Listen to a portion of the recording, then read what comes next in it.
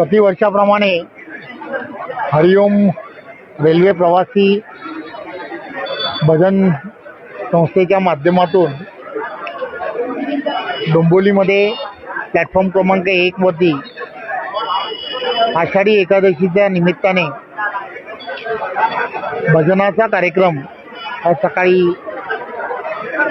6 वाजल्यापासून सुरू करतात।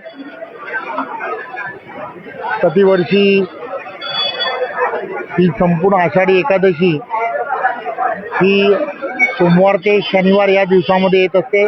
यावेळेला पहिल्यांदाच रविवारी आली आहे, त्यामुळे कामावरती जाणारा प्रत्येक जण हा पांडुरंगाचं दर्शन घेऊन स्वतः भजनामध्ये सामील होत असतो। आजही सकाळपासून डोंबिवलीमधील असणारे सर्व भजन प्रेमी ज्यांना आषाढी एकादशीला पांडुरंगाच्या चरणी विलीन होता येत नसतं किंवा पंढरपूरला जाता येत नसतं, असे सर्वजण या ठिकाणी दर्शन घेतात आणि भजनाचा आनंदही घेत असतात।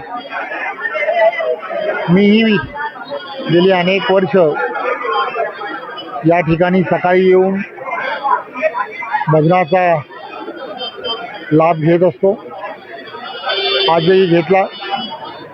मी आज महाराष्ट्रातील जनतेला आषाढी एकादशीच्या खूप खूप शुभेच्छा देतो आणि पांडुरंगाच्या चरणी एवढंच साकडं घालतो की महाराष्ट्राला सर्व संकटांपासून दूर ठेवो।